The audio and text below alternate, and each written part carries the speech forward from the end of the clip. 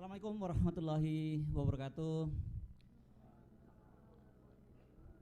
Oke, apa kabar Anda semua? Saya menyapa dulu yang jauh, yang ada di beberapa channel yang sekarang menyiarkan secara langsung dari Refli Harun, kemudian juga dari Forum News Network, ada Bang Edi Channel, juga nanti akan bergabung Hersu Beno Point.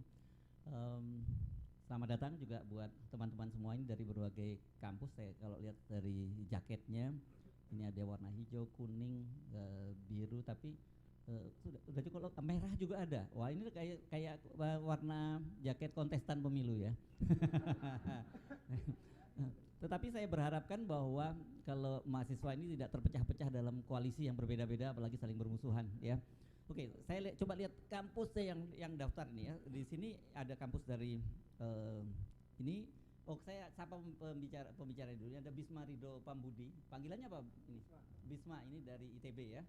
Oke, ada apa di ITB, dari BEM atau mahasiswa? Mahasiswa biasa. Kemudian Haris Aufa, ini dari Universitas Siliwangi, ada ya? Oke, ini warnanya apa sih warna Anda ini? Ini blue cobalt blue. Oh, cobalt blue, nggak ada di partai politik yang begini ya. Ini faksi golput. Oke, yang Golkar yang ini ya. Ya. Panggilannya siapa? Haris ya? Haris. Kemudian Intan dari mahasiswi ini satu-satunya saya kira yang paling cantik di antara semua ini, dari UNJ Jakarta, namanya Intan. Kemudian di sebelahnya ini birunya biru apa ini? Turkish blue ya? Kalau nggak salah ya. Apa? Ya, birunya klasik. Oke. Ini namanya Andito dari Universitas Gunung Jati Cirebon. Dan di sebelahnya lagi ini juga sama ya dengan Intan ya, dari UNJ ya. Ini namanya Ginola Muhammad Safir ya. Anda dipanggilnya apa? Ginola. Zola. Oh, keren. Oke. Dan yang datang hari ini juga mencerminkan dari kampus-kampus itu ya, dari sebelah sini ada dari ITB, dari Siliwangi, dari UNJ, kemudian dari Politeknik Bandung ada ini, dan juga terus apa lagi, dari Yupintek ini ya, dari Trisakti juga hadir di sini saya lihat, dan saya kira banyak nih mahasiswa yang lain hadir. Terima kasih Anda sudah hadir bersama kami, dan saya mengingatkan pada Anda di sini itu beda dengan di kampus. Di kampus Anda nggak rada takut kan, takut kalau ditegur oleh rektor atau dekannya gitu ya. Kalau di sini Anda boleh bebas ngomong apa aja, tapi setelah balik ke kampus bukan tanggung jawab saya ya. Jadi silahkan diukur sendiri bahwa kalau mumpung di kami jadi bebas gitu. Tapi kalau di tempat lain Anda kembali ke kampus, back to the reality. Itulah nasib Anda generasi mahasiswa sekarang yang katanya di era reformasi ternyata tidak lebih bebas dari kami yang hidup di zaman Orde Baru dulu. Di Orde Baru lebih bebas karena banyak rektor-rektor itu yang berani mendukung mahasiswanya. Sekarang rektor-rektornya cemen semua kebanyakan, ya kan? Terutama universitas negeri. Tapi kalau ada universitas swasta juga cemen, ya itu parah gitu ya kan. Harusnya kalau yang swasta harus lebih berani. Kalau negeri saya tahu karena yang memilih rektornya itu kan, siapa yang terpilih jadi rektor itu pasti alat dari kekuasaan, karena mayoritas suara terbanyak itu memilihnya kalau di kampus ya suara menteri gitu ya, itu menteri presiden. Ada suara menteri calon rektor yang kalah dan kemudian dibatalkan pelantikannya, itu di UNS Semarang. Saya tidak membayangkan dulu, oke, orang seperti saya bukan 98, saya bukan angkatan 98 tapi saya angkatan 80-an, generasinya berbeda ya. Tapi saya tentu saja bukan bagian memperjuangkan reformasi dan tidak membayangkan bahwa reformasi itu seperti yang terjadi sekarang. Justru situasinya kok seperti sekarang. Tapi mari, ini bukan waktunya saya untuk banyak bicara, tapi waktunya saya untuk banyak mendengar dari teman-teman mahasiswa. Topiknya itu sekarang kita bicara korupsi dan perampokan sumber daya alam, merampas masa depan anak muda Indonesia. Saya kira topiknya ini benar. Karena kalau kita tahu nanti utang negara itu ada yang jatuh temponya 50 tahun yang akan datang. Ya, saya sudah mati 50 tahun yang akan datang. Anda yang akan bayar utang itu gitu ya. Mari kita mulai dari urut aja ya, mulai dari sini ya. Silakan Bisma dulu ya. Silakan ambil mic. Cek. Ya, langsung aja Bang. Oke, kawan-kawan selamat siang. Perkenalkan sekali lagi, nama saya Bisma. Mahasiswa Institut Teknologi Bandung, jurusannya astronomi sebenarnya. Cuman iya, terkait topik hari ini gitu ya, tentang korupsi dan perampasan sumber daya alam gitu. Ya mungkin kalau saya lebih karena di kampus seringnya diskusi sama teman-teman mengenai bagaimana sebenarnya hari ini bangsa kita yang dikenal katanya kaya dengan sumber daya alamnya, tapi kok rasanya tidak ada dan tidak terasa gitu kepada kehidupan kita gitu. Ya sebenarnya pada akhirnya sumber daya alam itu sendiri harusnya, idealnya itu bisa dirasakan manfaatnya, bisa dirasakan dampaknya oleh masyarakat Indonesia gitu, terutama hasil-hasil kekayaannya itu bisa diarahkan ke hal-hal yang lebih produktif dan substansial gitu. Ya terutama misalkan pendidikan dan kesehatan gitu. Tapi nyatanya hari ini sumber daya alam yang dikeruk di tanah kita, dikeruk di bangsa kita itu tidak sama sekali berdampak dan bermanfaat buat kita gitu. Ya itu malah pada akhirnya hanya masuk ke dalam kantong-kantong pribadi, kantong-kantong kekuasaan aja gitu. Jadi ya mau gimana lagi gitu kan ya, karena pada akhirnya ya segala hal yang dikeruk dan itu ada kaitannya nanti dengan pemerintah, dengan pengusaha, dan terkadang ada yang juga pihak-pihak pemerintah yang juga punya usaha-usaha, contohnya pertambangan gitu, batu bara, nikel segala macam. Hal-hal tersebutlah yang harusnya bisa didorong gitu agar ya kita bisa untuk mencoba melihat lebih jauh lagi gitu, karena saya pernah baca paper gitu dari IMF working paper gitu, itu 2019 dibuat. Memang ada suatu korelasi yang negatif gitu antara negara-negara yang punya sumber daya alam yang kaya dengan pertumbuhan indeks pembangunan manusia, pertumbuhan ekonomi segala macam gitu. Kenapa hal ini terjadi ya? Karena tadi tidak adanya transparansi, Pak. Kita tidak tahu ini hasil sumber daya alam kita ini dimanfaatkan buat apa. Kita nggak tahu hasil sumber daya alam kita ini berdampak buat apa. Sehingga ya kita cuma lepas tangan aja gitu. Nah, salahnya siapa gitu? Ya mungkin salah kita semua gitu. Tapi yang di sini yang bisa saya sampaikan, harusnya pemerintah bisa proaktif untuk membuka itu gitu. Karena sempat ada konsensus global menyatakan dulu AP namanya, Extractive Industry Transparency Initiative gitu. Dia mendorong agar negara-negara yang punya sumber daya alam yang kaya itu bisa membuka secara publik gitu ya, entah itu kontrak kerja, izin usaha, sampai hasilnya, sehingga masyarakat bisa punya andil lebih, bisa punya partisipasi yang kuat di dalam mengawasi, bahkan bisa tahu gitu, oh ini kemana aliran dananya, oh ini kemana arusnya gitu.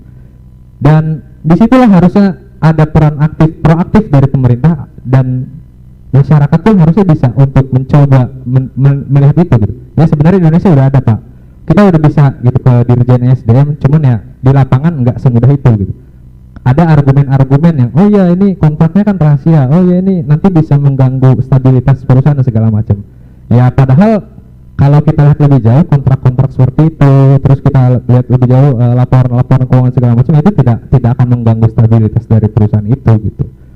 Nah, kemudian sehingga pada akhirnya ya hasil kekayaan ini yaitu akan menciptakan adanya apa ya, suatu monopoli kekuasaan lah, jadinya ada kekuasaan yang terkonsentrasi di satu pihak gitu, sehingga ya masyarakat nggak merasakan dampaknya. Nah di situ tadi makanya ya di tahun ini gitu ya, di tahun reformasi, di bulan ini, di bulan reformasi, 25 tahun reformasi, harusnya kita generasi muda bisa untuk terus menggaungkan lagi bahwa cita-cita demokrasi, cita-cita reformasi itu ya untuk hal yang seperti ini gitu. Manfaat-manfaat yang harusnya kita dapatkan, hak-hak yang harusnya kita dapatkan, itu harus kita perjuangkan gitu. Karena kalau tidak diperjuangkan akan menciptakan ketimpangan-ketimpangan yang lebih besar. Banyak sekali sudah sebenarnya korupsi gitu ya, atau perampasan sumber daya alam ini menciptakan ketimpangan-ketimpangan gitu. Banyak nanti mungkin kita bahas lebih jauh, cuman pada akhirnya ini yang harus kita coba gali, ini yang harus coba kita cari tahu kenapa sih pada akhirnya hasil sumber daya alam yang ada di Indonesia, yang katanya Indonesia ini negara kaya akan sumber daya alam, tapi kita tidak bisa merasakan dampaknya, kita tidak bisa merasakan manfaatnya gitu. masih banyak kekurangan gitu dari tata kelola pemerintahannya, dari tata kelola kontrak dan segala macam. Ya contohnya masih banyak orang yang lapar di luar sana gitu. Masih banyak orang yang nggak bisa sekolah di luar sana gitu. Masih banyak orang yang nggak dapat akses kesehatan gitu.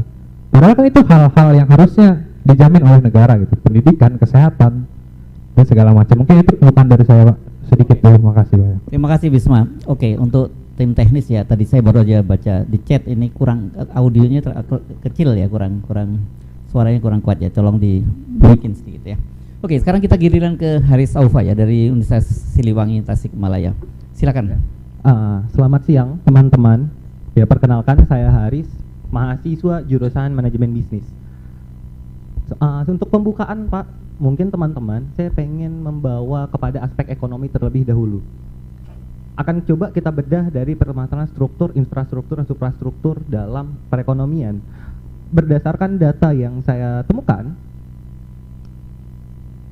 karena ini data jadi nggak boleh salah, menurut United Nations Development Program dalam rilisnya tahun 2016, Corruption, Inequality, dan Inclusive Growth, di situ dijelaskan bahwa disparitas ekonomi dan kemiskinan berpengaruh signifikan untuk memotivasi orang-orang melakukan tindakan korupsi.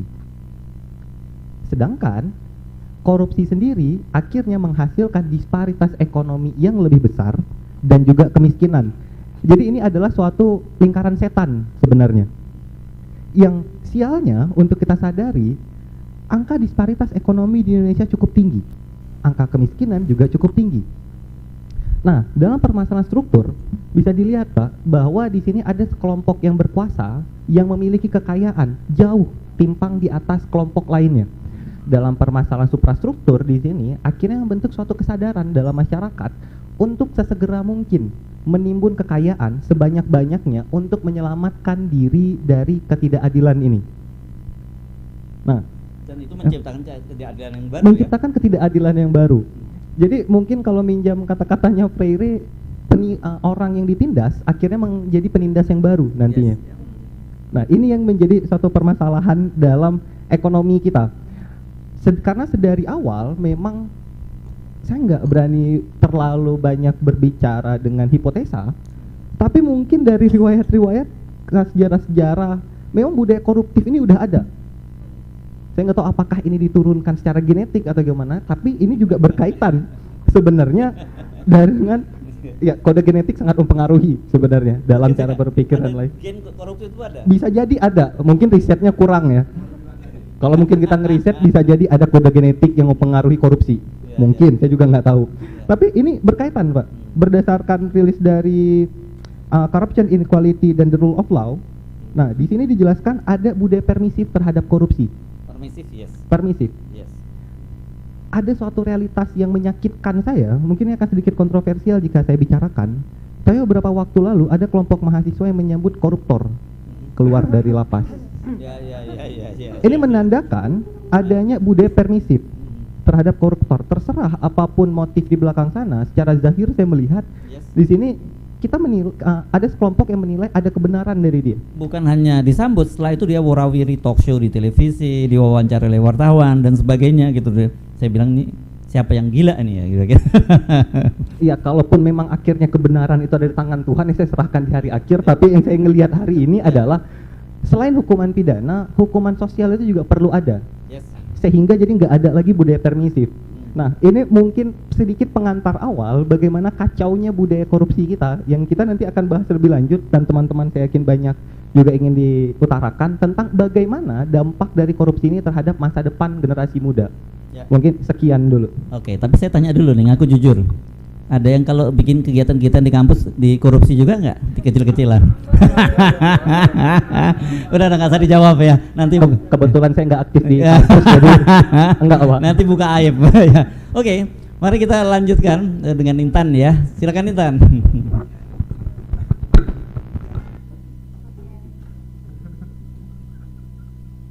Yes, oke.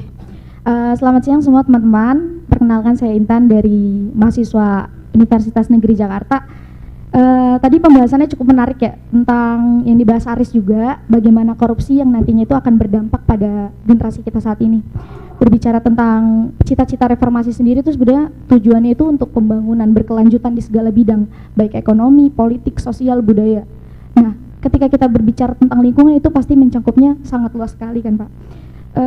Kalau kita lihat dari data ya, selama dari data World Bank itu tahun 2017 sekitar 1,2 miliar lapangan kerja atau 40% lapangan kerja dunia itu terserap pada industri-industri yang sangat bergantung pada ekstraksi sumber daya alam.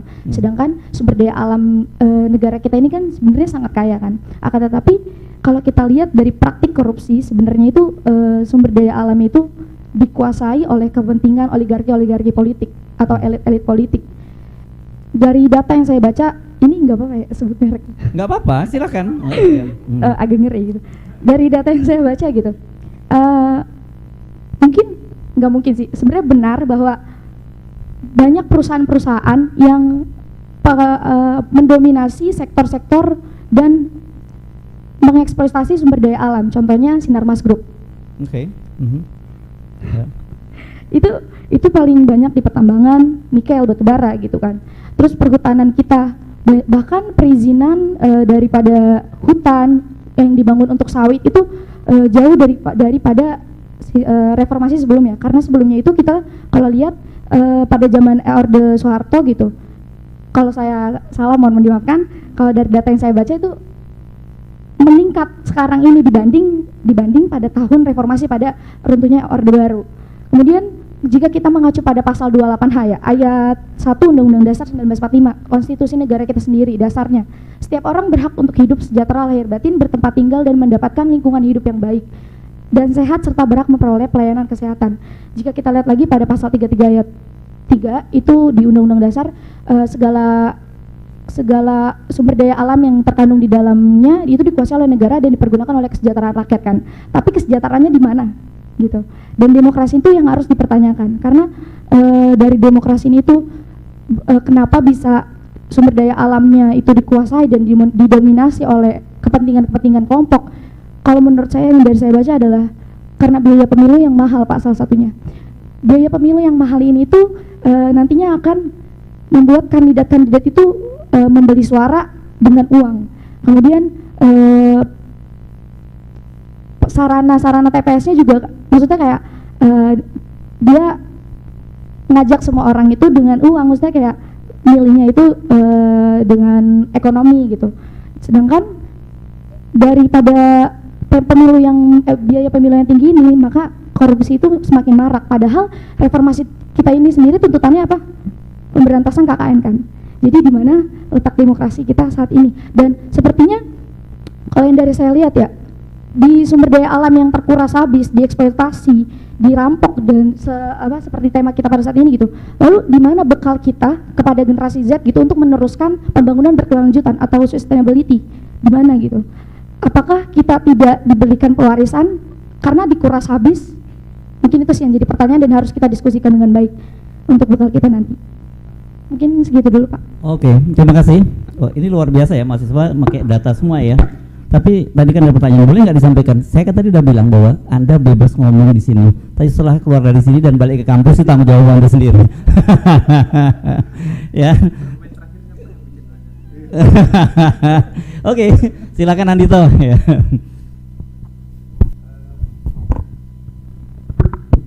Baik, terima kasih. Assalamualaikum warahmatullahi wabarakatuh. Mungkin langsung ke poin-poin saja Pak ya mungkin. Tadi berbicara soal masalah sumber daya alam, berbicara soal masalah korupsi. Tadi juga saya sempat baca-baca soal data, tapi saya langsung berhenti gitu loh. Karena semakin saya baca data tentang korupsi, semakin saya pesimis tentang Indonesia gitu tuh. Jadi mungkin kok gini banget negara kita gitu tuh. Artinya apa? Artinya kita hadir di sini adalah merupakan orang-orang yang masih memiliki optimisme di tengah-tengah pesimisme gitu tuh, dengan keadaan yang hari ini sistem yang sudah mengunci kita semua. Dalam teori John Locke ada separation of power dan distribution of power gitu tuh.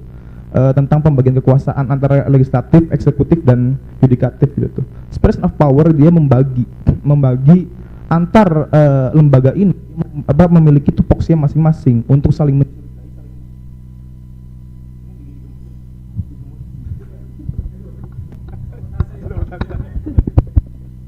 Oke, saya lanjutkan. Dalam teori separation of power itu ada masing-masing lembaga negara ini memiliki tupoksi masing-masing. Legislatif membuat undang-undang, kemudian eksekutif melaksanakannya, yudikatif untuk mengawasinya gitu tuh. Nah, tapi kemudian teori-teori seperti ini kerap kali malah menjadi perselingkuhan antara masing-masing lembaga ini gitu tuh. DPR yang harusnya membuat sebuah peraturan, sebuah undang-undang, justru malah menghadirkan pemerintah di dalamnya gitu. Menghadirkan lembaga-lembaga eksekutif atau pemerintah pada hari ini. Hakim MK Konstitusi, Mahkamah Konstitusi itu 3 hakim dari DPR, 3 hakim dari presiden itu. Artinya masih ada campur tangan di situ. Masih ada campur tangan yang kemudian ini akan menjadi sebuah perselingkuhan antar lembaga negara ini. Itu di tataran yang paling atas. Artinya kalau misalnya ditanya kenapa korupsi kita pada hari ini belum bisa selesai, karena memang sistemnya mengharuskan seperti itu gitu. Kemudian tadi berbicara juga soal masalah sumber daya alam. Saya sepakat di UUD 1945 pasal 33 disampaikan bahwasannya bumi dan air itu dikuasai oleh negara dan dimanfaatkan semaksimal mungkin untuk kepentingan masyarakat, untuk kepentingan rakyat, kesejahteraan rakyat. Tapi realitasnya pada hari ini kemana gitu tuh? Malah melahirkan undang-undang cipta kerja. Kan aneh ini. Iya. Makanya kalau kata Rocky Gerung itu kan kita di tengah-tengah jalan tol yang semakin luas dan pikirannya semakin sempit gitu. Kata Rocky Gerung ya. Oke, saya kembali lagi tentang korupsi. Tadi sepakat juga kenapa korupsi ini terus lahir dan berputar seperti lingkaran setan. Menurut pandangan saya, pemerintahan yang baik itu lahir dari proses politik yang baik juga gitu. Artinya apa? Ketika pemerintahan ini presiden, dewan, gubernur, wali kota, dia melewati proses politik yang tidak sehat, otomatis hasilnya tidak sehat juga. Secara taktis, secara teknis tadi disampaikan juga, atau bahasa secara money politik, kos politik, yang pada hari ini kemudian para wakil-wakil kita itu berlomba-lomba gimana caranya orientasi untuk balik modal. Mungkin ada sebagian orang-orang yang memiliki idealismenya tentang pemerintahan, tapi ketika masuk sistem, ya mau nggak mau gitu tuh. Artinya kita perlu ada revolusi besar-besaran dari yang paling akar, paling radikal. Dulu sempat juga banyak yang bilang, oh berarti ini persoalan agama, persoalan agama gimana? Justru sektor agama juga banyak yang dikorupsi. Jadi kita mau lari kemana? Bahkan tahun 2019 KPK menyampaikan Kementerian Agama yang harusnya menjadi panutan KPK justru malah sekarang korupsi juga gitu. Secara data, ini saya sampaikan di daerah saya pribadi, Bupati Cirebon, beliau menerima gratifikasi dalam bentuk dana haji dan hewan kurban. Gila nggak tuh? Hewan kurban buat gratifikasi. Ini malaikat aja mikir-mikir mungkin ini bisa-bisanya. Jadi gitu mungkin kira-kira prolog yang saya sampaikan untuk membuka diskusi pada hari ini. Konklusinya adalah kenapa kita tidak bisa lepas dari lingkaran korupsi ini? Ya karena memang sistem dari yang paling bawah sampai yang paling radikal itu sudah mengharuskan untuk kita melakukan hal seperti itu. Mungkin kira-kira seperti itu. Terima kasih. Wassalamualaikum warahmatullahi wabarakatuh. Andito ya. Silakan langsung ke Ginola ya.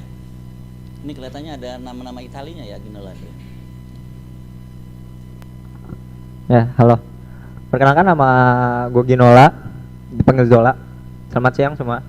Gua mungkin dari sini mau mulai dari hal yang gak mengenakan ya, yang sempat tadi disinggung, data. Dan beberapa hari lalu itu kita memang memperingati 25 tahun reformasi ya. Harapan-harapannya juga lebih tua malah. terkait reformasi, agenda reformasi itu salah satunya korupsi. Ya. Faktanya yang paling tidak mengenakan, indeks korupsi kita itu anjlok pada angka 34%. 34. Ya. Dan dari 34% itu tidak menutup kemungkinan Tidak pakai persen. Itu Oh, indeks- oh, indeks 34. persepsi ya, Oh, indeks ya. 34 Oh ya, maaf, With Pak. point scoring gitu. Oke, baik, Pak. Scoring. Terima kasih koreksinya. Jadi tidak menutup kemungkinan dari 34 itu dilakukan oleh para pejabat dan politisi mayoritasnya, ya kan? Dan itu juga menyangkut persoalan kita, ya, yang indeksnya juga pada angka 35, 34 kurang lebih gitu. Dan itu kita bisa bayangkan bahwa impact dari sebuah korupsi itu menjalar kemana-mana, dari demokrasi, persoalan HAM, terus tadi sempat disinggung juga lingkungan, ya. Saya khawatir kita akan mengalami reformasi jilid 2. Khawatir atau malah harusnya melakukan itu? Harusnya sih, Ya, itu. harus sepertinya. Hmm. Ya. Namun patut kita tunggu saja generasi kami, dari generasi Z ini untuk memimpin sebuah perubahan. Entah itu perubahannya akan menjadi lebih baik atau sebaliknya, saya juga tidak tahu. Apalagi tadi itu sempat disinggung sama Pak Hersu. Jangan-jangan dalam kepanitiaan juga ada korupsi lagi dari mahasiswa. Ya. Saya juga khawatir gitu. Agak pesimis juga pada generasi saya. Tapi patut kita tunggu. Ya. Mungkin nanti juga akan saya bahas terkait kekuasaan. Tapi itu mungkin nanti. Hanya karena ini sebagai prolog saja. Mungkin pembukaan dari saya itu sih. Oke, terima kasih Ginola. Kalau saya tadi menyindir soal korupsi dimulai di kepanitiaan, tapi kan saya kira begini. Saya sepakat tadi bahwa budaya kita itu sekarang sudah sangat permisif, dan itu dimulai dari diri kita sendiri ya, dari lingkungan keluarga kita sendiri juga kan ya.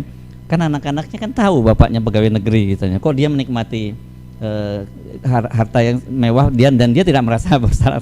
Istrinya juga tahu gitu. Saya kira ini penting buat teman-teman mahasiswa yang mulai sejak dini ya harus menanamkan bahwa say no tuh korupsi apapun bentuknya gitu.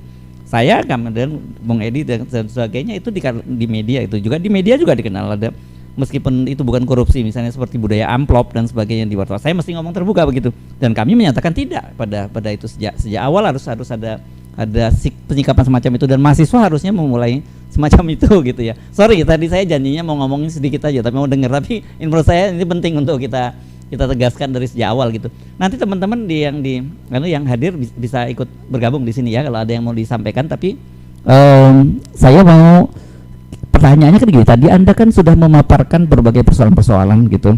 Terus apa yang dipikirkan oleh teman-teman mahasiswa itu untuk melakukan perubahan-perubahan semacam ini? Karena jujur kita tentu saja berharap teman-teman mahasiswa ini kan selalu dalam sejarahnya sebagai motor perubahan itu pasti teman-teman mahasiswa. Saya mulai aja langsung dari Ginola dulu ya, dibalik aja ya, mulai dari Ginola ke sini. Nanti setelah itu saya akan minta teman-teman kalau ada yang mau menyampaikan pandangannya silakan. Ya, apa yang Anda teman-teman pikirkan dan kira-kira apa yang harus kita lakukan dalam situasi semacam ini?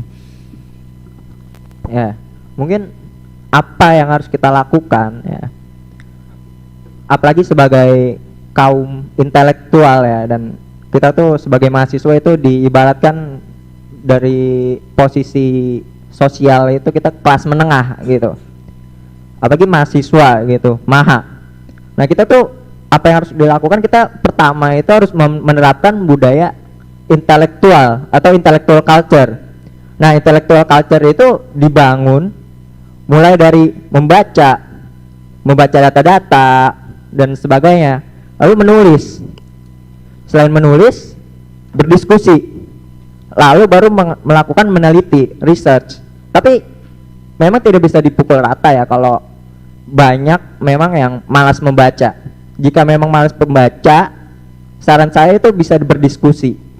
Nah dari diskusi itu kita memahami, kita mendengarkan, kita memahami, lalu kita menerapkan, menulis dan meneliti ya. Mungkin sedikit sih dari itu, dari saya. Silakan langsung aja ke Andito langsung ya. Ini bicara soal apa yang bisa kita lakukan. Iya, bisa kita juga lakukan situasi yang sekarang Oke. terjadi ya. Artinya bukan konsep secara utopis kan ya, tapi Bukan, langsung. yes, ya. Kalau misalnya ditanya apa sih yang bisa kita lakukan hari ini untuk memberantas korupsi gitu? Apa andil kita sebagai kaum muda gitu tuh? Tadi juga saya sampaikan di awal pemerintahan yang baik itu lahir dari proses politik yang baik juga gitu tuh. Artinya memang perlu ada hal-hal yang kita lakukan secara komprehensif, secara berjamaah. Karena korupsi juga harus secara berjamaah, nggak bisa korupsi sendirian. Pasti gampang ketangkap kalau sendirian. Berjamaah harus banyak yang dikondusivitaskan. Kembali lagi, yang kita bisa lakukan adalah melakukan pencerdasan sebagai sesuai amanat dari Tridharma perguruan tinggi gitu tuh. Pendidikan, penelitian, pengabdian.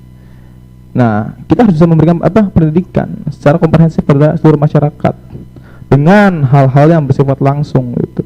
Entah kita membuat kelas terbuka atau hal-hal yang sekiranya bisa diserap secara mudah tapi bisa diterima gitu tuh oleh masyarakat secara luas. Karena kalau misalnya kita bicara soal masalah budaya korupsi, proses politik yang buruk, otomatis secara tidak langsung para caleg-caleg ini telah memberikan pendidikan politik yang buruk juga kepada masyarakat gitu. Money politik misalnya, diamplopin berapa satu orang 100.000 misalnya. Itu kan mereka secara tidak langsung memberikan pendidikan politik yang buruk. Oh, ini loh kultur politik kita. Oh, ini loh kultur kita itu untuk memberikan hal-hal yang bersifat money oriented gitu. Bukan secara intelektual. Nah, hal-hal seperti ini kan akhirnya berputar terus. Mindset yang terbangun adalah, oh, saya milih si A karena saya dikasih uang.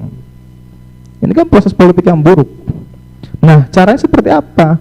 Yang kita lakukan yang kita harus rubah adalah pencerdasan di masyarakatnya gitu. Ya nggak masalah mereka mau ngasih uang segala macam, itu mah uang mereka gitu. Tapi yang kita haruskan, yang kita harus rubah adalah cara berpikir masyarakatnya, cara berpikir rakyatnya gitu.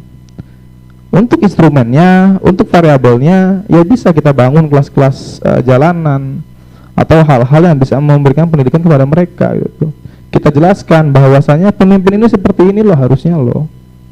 Konsep-konsep bernegara seperti ini loh. Cara-cara seperti ini loh. Kemudian kita akan berdebat tentang masalah emosional dan intelektual.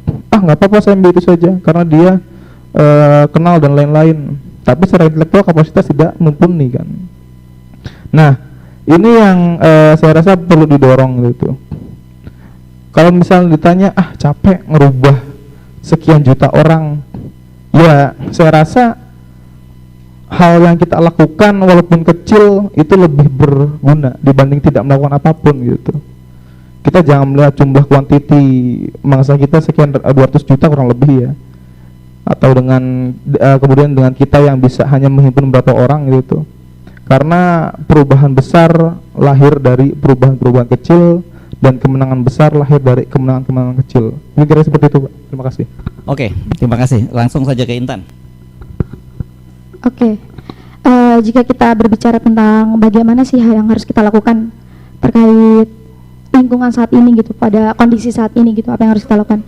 Sepakat dengan Andito tadi bahwa pencerdasan itu perlu dilakukan. Karena kita membutuhkan generasi-generasi yang intelek, yang melek akan politik, yang melek akan masa depan kita ini akan mau dibawa kemana gitu kan.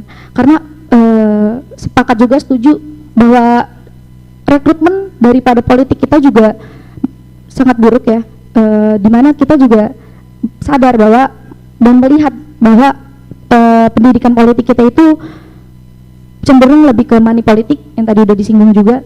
Jadi menurut saya yang harus kita lakukan pada generasi kita nih, generasi Z, ya pencerdasan. Kita harus sadar diri bahwa kita nggak bisa terus begini. Jadi meskipun perubahan itu nggak mudah dan lebih baik terlambat gitu daripada nggak sama sekali kan. Terus apalagi kita sebagai mahasiswa, yaitu agent of change, agen perubahan kan. Bagaimana cara kita untuk merubah sistem yang buruk ini menjadi lebih baik sedikit. Dan yang terakhir mungkin action, karena ketika kita sudah mendapatkan pendidikan yang baik, lalu kemudian kita tidak mengimplementasikannya juga dengan baik, maka percuma juga gitu kan. Kayak kita selalu turun ke jalanan tapi pemerintah tidak mau mendengar atau maksa bodoh, tetap aja tuh disahkan RUU KPK, RUU Cipta Kerja, Omnibus Law gitu. Lalu apa yang harus kita lakukan? Pertama dari hal-hal kecil. Sepakat juga tadi kata Anito kalau kita tuh mungkin dari variabel-variabel yang membangun kelas terbuka, diskusi politik seperti ini gitu kan, karena dengan hal seperti ini kita menjadi tahu nih pandangan dari beberapa generasi-generasi kita dari beberapa kampus lain juga gitu. Bagaimana kondisi saat ini dan apa yang harus kita lakukan. Saya sepakat bahwa kita sebagai mahasiswa, sebagai generasi muda harus mengembalikan apa yang sudah dirampok, mengembalikan apa yang sudah dirampas. Jadi jangan sampai kita untuk membangun masa depan udah nggak ada bekal apa-apa lagi gitu. Itu sih yang paling penting, itu pendidikan. Jadi apalagi demokrasi itu kan untuk membangun tata kelola lingkungan yang baik, kita juga perlu pandangan dari masyarakat kan. Tapi kalau masyarakat yang nggak terdidik, nggak intelek, kita pemerintah itu mendengarnya dari siapa? Kalau bukan dari pemerintah, kalau bukan dari rakyat. Karena kita tuh negara yang demokratis. Mungkin itu sih. Ya, oke. Langsung. Gini Bang, ada satu pertanyaan yang muncul. Saya mulai mempertanyakan pertanyaan Abang tadi. Kenapa pertanyaannya adalah apa yang harus mahasiswa lakukan? Karena menurut saya kalau kita mempertanyakan siapa yang harus melakukan sesuatu, maka harusnya pemerintah terlebih dahulu. Berkaca dari suatu paradigma di mana masyarakat, rakyat adalah tuan dan pemerintah adalah pelayan. Maka nggak mungkin tuan yang akan bekerja terlebih dahulu sedangkan kita sudah membayar pelayan kita. Maka langkah pertama yang harus dilakukan adalah memastikan pelayan kita menjalankan tugasnya.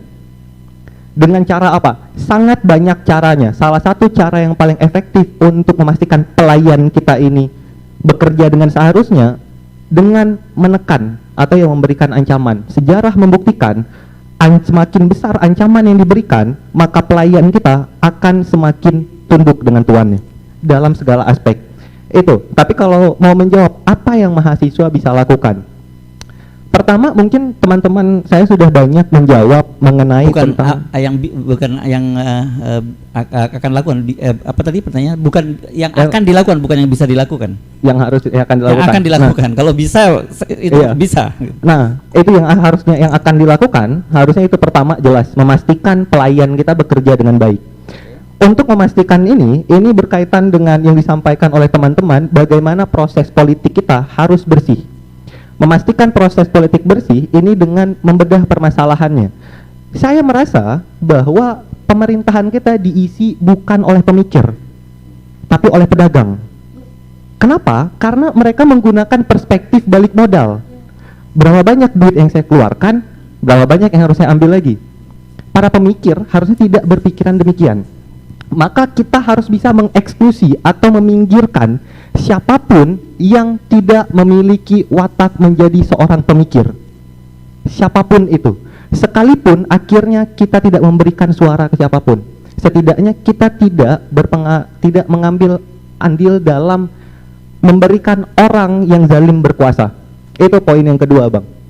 Dan yang ketiga, dalam pencerdasan ini akan sangat kompleks karena setiap keadaan struktur masyarakat punya pola pencerdasan yang berbeda.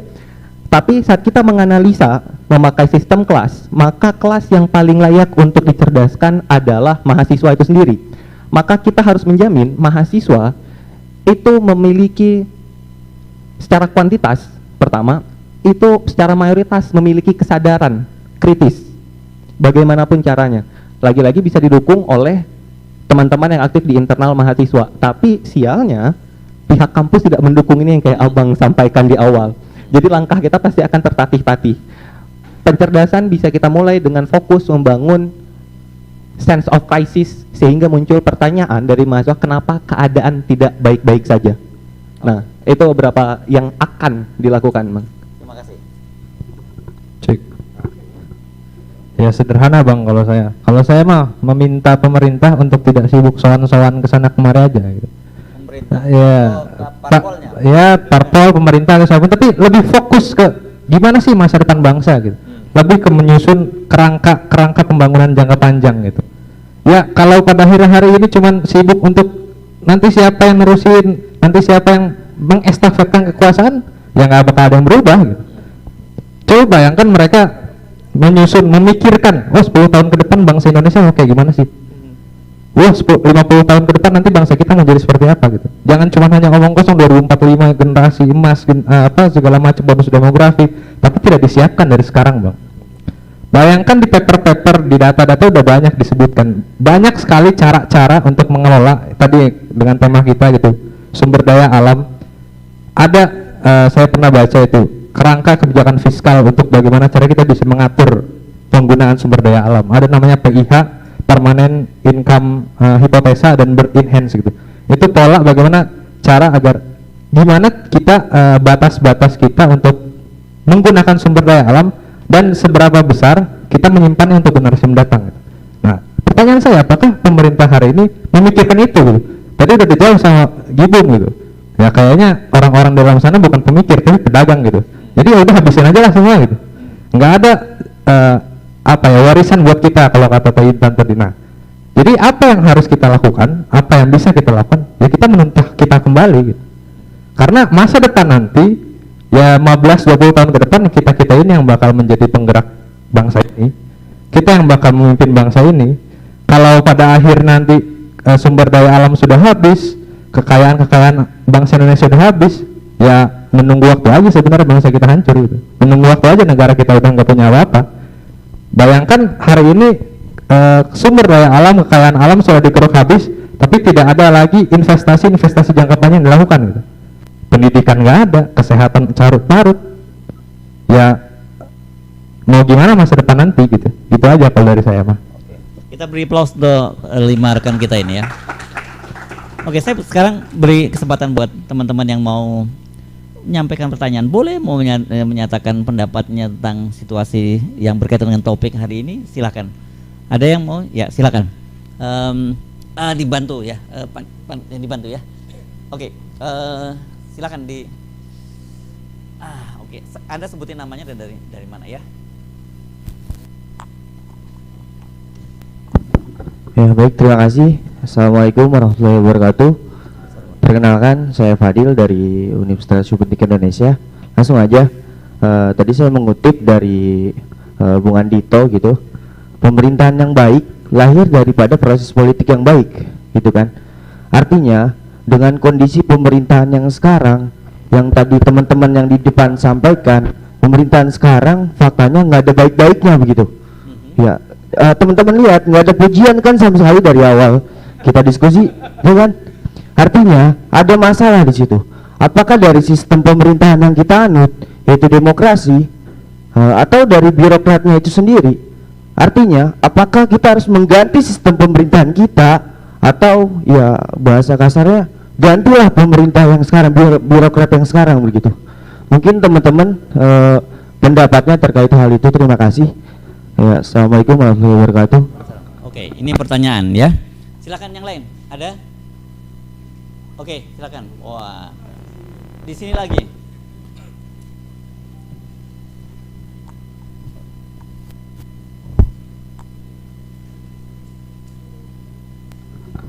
Tes.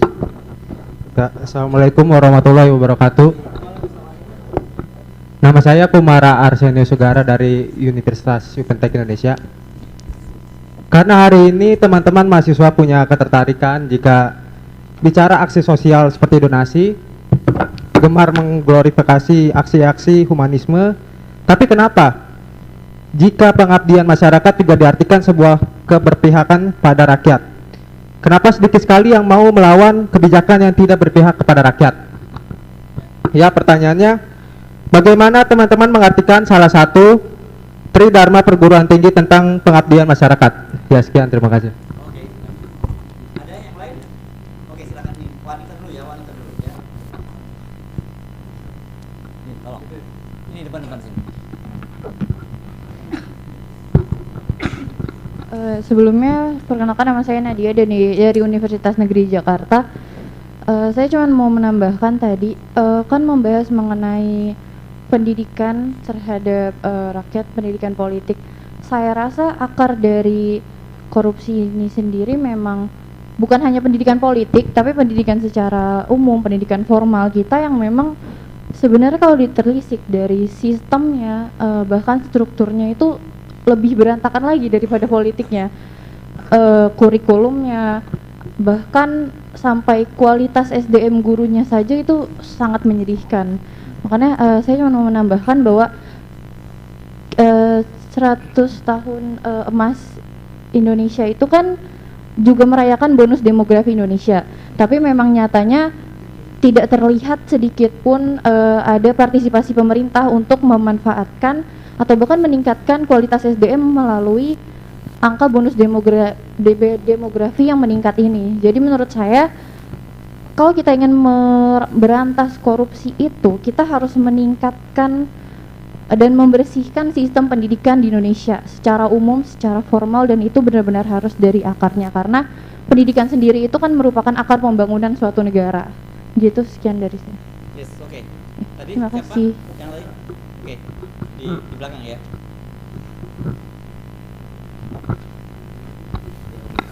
Tes. Terima kasih atas kesempatannya. Perkenalkan, nama saya Amar Rosmana dari Politeknik Negeri Bandung. Di sini seperti yang kita ketahui bahwa kita semua di sini sebagai seorang mahasiswa, dan di kampus pun seharusnya menjadi tempat diskusi seperti tadi yang dibicarakan. Saya ingin bertanya mengenai bagaimana atau apa pendapat kawan-kawan di depan mengenai mimbar kebebasan di kampus. Mungkin seperti itu cukup. Oke. Ya, silakan sebelahnya langsung. Oh, Pak lain. Oke. Thank you, Bang. Jangan muter-muter di sini aja yang nanya. Assalamualaikum warahmatullahi wabarakatuh. Nama saya Agia dari Universitas Yupentek Indonesia. Mungkin saya ingin meminta pandangan dari teman-teman sekalian semua yang ada di depan. Ini terkait dengan intimidasi yang sampai saat ini tentunya teman-teman termasuk saya juga sempat mengalami, khususnya di internal kampus. Nah, teman-teman menghadapi permasalahan ini seperti apa dan bagaimana? Justru kami berharap kalau memang teman-teman punya solusi konkret, bahwasanya kami agar bisa dapat bergerak dengan bebas, nyaman, tanpa adanya intimidasi, itu seperti apa sih dan bagaimana? Ya. Ada nggak langkah-langkah strategis untuk menyelesaikan permasalahan ini? Kira-kira seperti itu, teman-teman. Terima kasih. Oke. Saya ini mudah-mudahan dugaan saya salah ya. Jangan-jangan intimidasi dari kampus itu lebih menakutkan daripada intimidasi dari luar. Oh betul, Bang. Karena hampir rata-rata semua dipengaruhi dengan apa namanya itu IPK. Oh, yang akhirnya berdampak pada orang tua. Oh, oke. Gitu, terima kasih. Gawat ini. Ayo yang lain, silakan. Ini silakan ini di sini. Cik. Baik, terima kasih. Perkenalkan sebelumnya saya Aris Fikriansyah dari Universitas Raya Gunung Jati Cirebon. Ya. Mungkin simpel sih dari saya. Saya ingin minta pandangan dari kawan-kawan di depan. Kita tidak berbicara tentang pemerintah lah. Kita tahu pemerintah sudah busuk sekarang kan. Ya, saya ingin minta pandangan kawan-kawan adalah terkait pendidikan itu loh. Pendidikan ada hal yang paling mendasar dalam suatu negara. Jadi ini terkait tentang mahasiswa ya. Apa yang kalian akan lakukan atau kita akan lakukan ke depannya terkait tentang pergerakan. Jadi pertanyaannya cek jangan sampai digembosin lagi kayak kemarin gitu kan. Jadi yang ingin saya tanyakan adalah simpel, gimana tanggapan kawan-kawan terkait mahasiswa sekarang gitu loh. Karena yang kita rasakan pada hari ini adalah mahasiswa merupakan pada saat ini tingkatan pada mahasiswa adalah kurangnya kesadaran atau aware terhadap kondisi yang ada dalam masyarakat gitu loh. Dan apalagi mahasiswa sekarang itu terbelenggu oleh program-program dari pemerintah. Contohnya Kampus Merdeka ataupun magang Merdeka ya kalau nggak salah. Jadi yaitu saya minta Merdeka Belajar. Jadi itu yang minta pandangan kepada kawan-kawan. Terima kasih. Ya, masih ada lagi? Ya silakan. Nah, ini. Nggak apa-apa, ini kan ya perkenalkan, nama saya Faisal Mazin jadi dari Universitas Siliwangi. Hanya ingin menyampaikan pendapat sih atau pandangan. Kebetulan saya dari Fakultas Pertanian, jurusan Agroteknologi, yang dimana ini keterkaitannya kuat tentang pembahasan sumber daya alam itu sendiri. Apabila dengan pembahasan korupsi dan perampokan sumber daya alam ini bisa dibahas mungkin dari mulai konversi lahan atau alih fungsi lahan dari yang mana awalnya itu lahan produktif sektor pertanian menjadi non produktif untuk pembangunan hal yang lain. Apalagi pembahasan tentang pembangunan infrastruktur, yang dimana pembangunan infrastruktur ini kebanyakan mungkin dari beberapa yang saya baca referensi atau dari berita dan data itu kebanyakan tidak jelas. Salah satu pembangunan yang tidak jelas pun ada di Kabupaten Tasikmalaya, di mana pembangunan jalan selama 15 tahun tidak beres-beres. Adapun pemetaan jalan ketika ada rencana atau wacana pembangunan untuk ingin diaspal jalannya, ya itu hanya menjadi wacana saja. Pun ingin menanggapi mungkin terkait tadi apabila yang tadi oleh rekan-rekan saya yang di depan, abang-abang ini bicara tentang pencerdasan mahasiswa, pencerdasan melalui mahasiswa itu sendiri yang paling bisa atau akan bisa dilakukan pada saat ini. Cuma yang menjadi masalah pada saat ini itu adalah bagaimana paradigma mahasiswa atau generasi kita ini perihal hal-hal yang praktis gitu. Hal-hal yang praktis ini bersifat nantinya bicara tentang bagaimana mungkin mahasiswa atau generasi kita lebih suka ke hal-hal yang hiburan. Atau dengan bahasa seperti FOMO, kita mengikuti kegiatan di luar itu lebih seru lah daripada membahas hal-hal seperti ya pencerdasan massa, apalagi tentang pembangunan sebuah negara gitu kan. Bagaimana kedepannya seperti apa, itu mungkin ironisnya pada saat ini yang terjadi di kalangan mahasiswa atau generasi kita pada saat ini pun bicara tentang pertanian di sini itu tadi, atau mungkin ada propaganda yang sering digabungkan oleh rekan-rekan saya di Fakultas Pertanian, ironis petani kita menangis di negeri agraris. Mungkin sekian, terima kasih.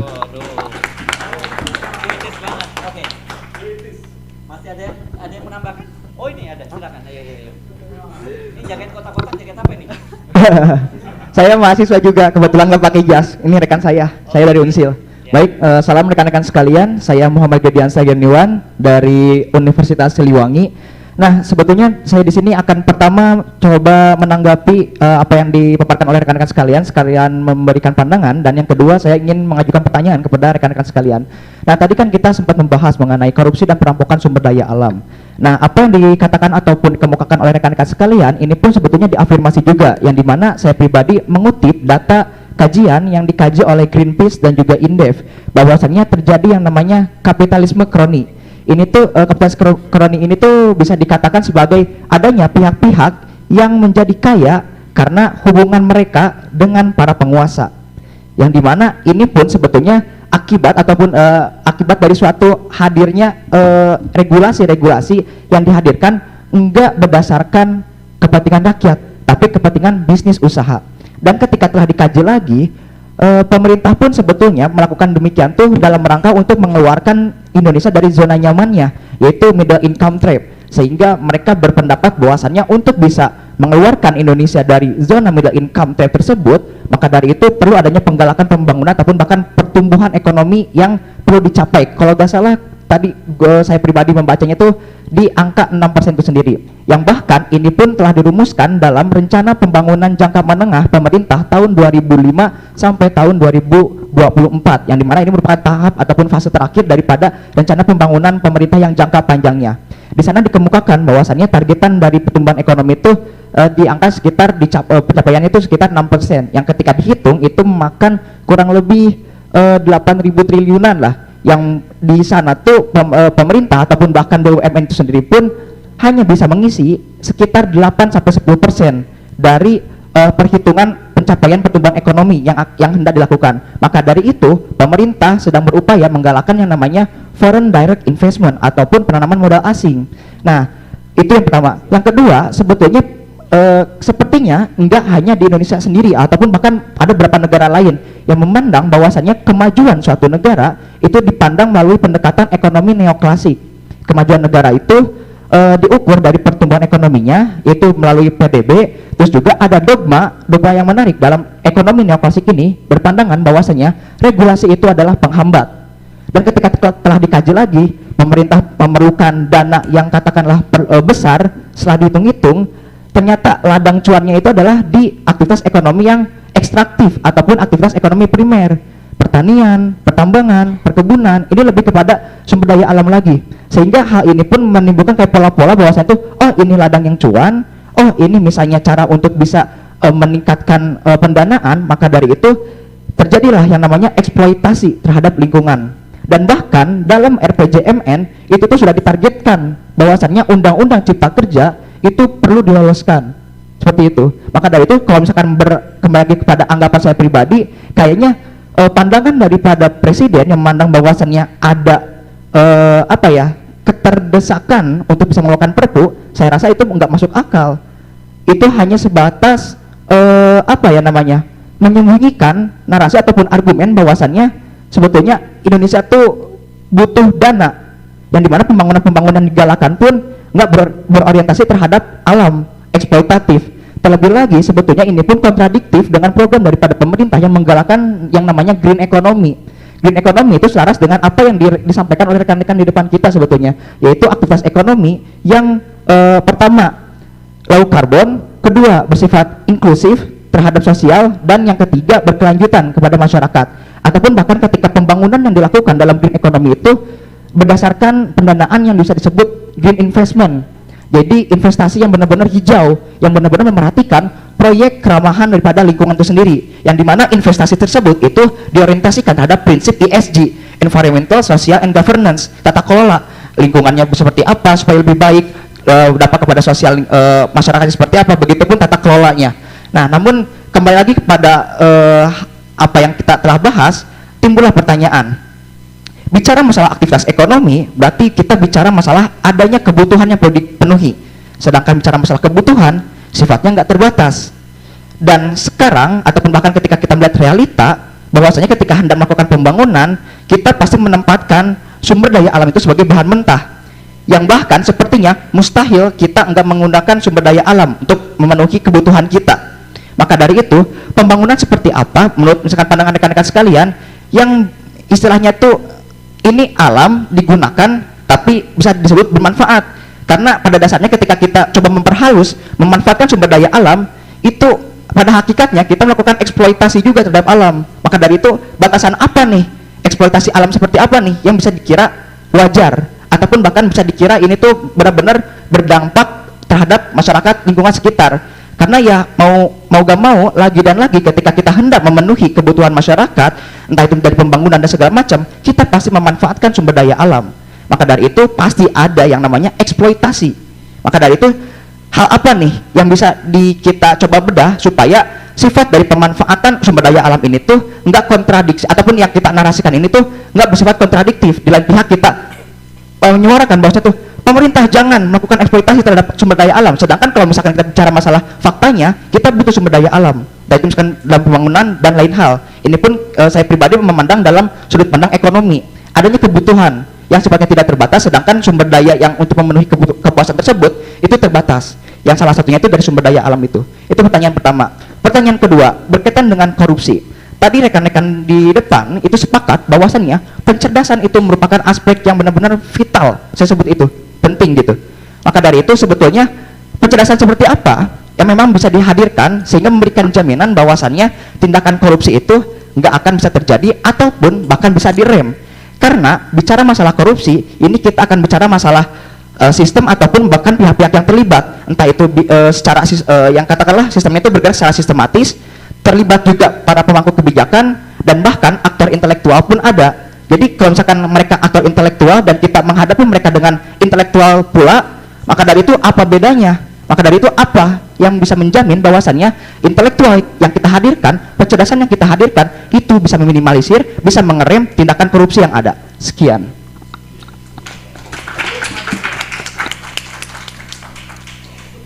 Oke, luar biasa sekali. Kalau nggak ada lagi, saya nggak usah tunjuk satu persatu. Silakan aja siapa yang mau menanggapinya ya. Dan masing-masing banyak sekali ya. Tadi sudah mulai masuk ke wilayah kampus ya. Ada juga tadi mempertanyakan soal kampus dan sebagainya, tapi ada juga yang bicara korupsi dan sebagainya. Siapa yang mau mulai duluan? Silakan. Ya, jangan berebut kayak parpol ya. Ya. Oke, ini pertanyaannya dari 7 penanya kurang lebih ada 10 pertanyaan. Mungkin pertama langsung aja ya. Di sini pertanyaan tentang bagaimana sih nomor 1 itu sistem pemerintahan birokrat apa harus diganti gitu. Permasalahannya ini bukan pada sistem, tapi pada yang menjalankannya. Bagaimana akhirnya demokrasi ditafsirkan hanya sebagai the rule of majority. Itu permasalahannya di sana. Padahal harusnya ada perang gagasan di dalam demokrasi, ada keterwakilan, ada keterlibatan. Maka sistemnya tidak bermasalah. Saya mendukung secara penuh demokrasi yang sepenuhnya. Tapi ini hanya bisa terwujud saat yang menjalankan di dalamnya itu juga memahami makna dari demokrasi di sana. Yang kedua, ini mengenai tentang demo itu yang nggak diminati ya, padahal itu bagian dari pengabdian. Nah, sebenarnya gini, kadang kita memiliki suatu bentuk egosentrisme bahwa semua mahasiswa itu harus berdemo. Kita sepakat bahwa demonstrasi adalah salah satu langkah yang tepat untuk memberikan tekanan pada pemerintah. Tapi demo bukan langkah berkelanjutan. Kenapa ini kurang diminati? Karena mungkin mereka yang terlibat pada yang memiliki minat pada pengabdian masyarakat bukan orang yang memiliki ciri atau watak konfrontatif. Demo itu memiliki ciri watak konfrontatif. Kita harus menyadari ada heterogenitas dalam masyarakat, terutama di dalam mahasiswa. Yang harus kita usahakan adalah bagaimana setiap kelompok mahasiswa, tidak boleh tidak, setiap individu harus melakukan perubahan dari segala level yang dia mampu. Tidak boleh tidak. Mungkin boleh tidak semua ikut demo, tapi tidak boleh tidak ada yang melakukan perubahan. Itu. Ketiga, pertanyaannya, ketiga itu masih berkaitan komentar ya tadi tentang pendidikan. Oke. Itu pendidikan, terus juga yang keempat itu juga masih berbicara tentang pendidikan, tapi fokusnya itu pada kebebasan mimbar akademik. Kelima itu ini berkaitan juga dengan yang keempat, itu cara menghadapi intimidasi dan kampus. Tadi yang keenam masih berbicara kondisi mahasiswa, yang juga masih berkaitan dengan pendidikan. Dan yang ketujuh ini masih berkaitan juga dengan pendidikan lagi serta konversi lahan. Kedelapan itu masih ada poinnya ke pendidikan, maka pendidikan itu akan aku satukan di sini. Poin penting yang gagal dipahami oleh Bapak Menteri kita adalah pendidikan adalah pembebasan. Itu yang gagal dipahami. Pendidikan bukan untuk menjamin kita mendapatkan pekerjaan. Pendidikan itu adalah instrumen yang digunakan untuk setiap orang akhirnya bisa membedah permasalahan yang mereka miliki, membedah belenggu yang membatasi gerak mereka. Paradigma ini yang tidak terwujud. Paradigma ini yang entah kenapa aku tidak menyatakan bahwa orang-orang di Kemdikbud itu tidak intelek. Saya rasa mereka adalah orang-orang yang sangat pintar. Tapi tidak tahu kenapa ini bisa terjadi. Tapi mari kita jawab tentang, mungkin tesis ini akan sedikit bermasalah ya, tapi saya nggak akan nyebut siapa tokoh yang membicarakannya untuk keamanan. Kita harus menyadari pertanyaan teman-teman itu bisa kita lihat dari sistem basis dan struktur. Ya, aku sebut aja Karl Marx dan Antonio Gramsci berbicara bahwa struktur itu selalu dibentuk untuk mendukung basisnya. Apapun basis itu. Permasalahannya sekarang apa basisnya? Basis ini digambarkan secara implisit, bahkan mungkin tidak implisit lagi ya, oleh tadi Grediancah yang mungkin bisa jadi pemateri Bang kapan-kapan.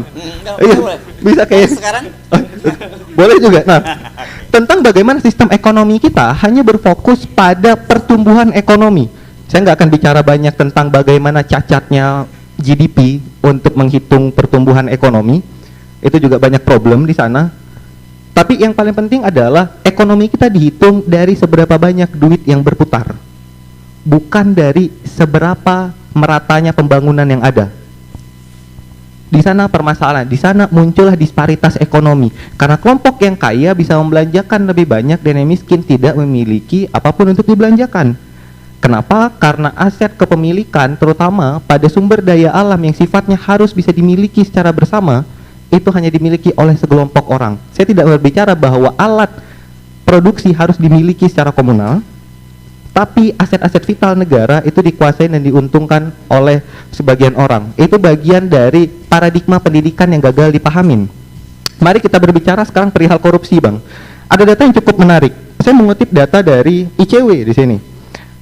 Tahun 2020 kerugian negara akibat korupsi itu 56,74 triliun.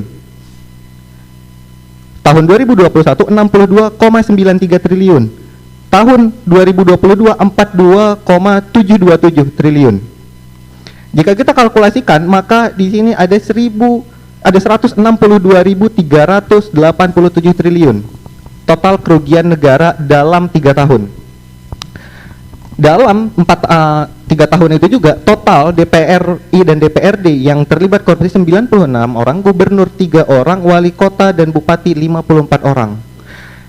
Poin menariknya adalah saat kita berbicara pendidikan, jika pendidikan memang ditujukan untuk membangun bangsa, maka ada satu pekerjaan yang sangat esensial, yaitu adalah kedokteran.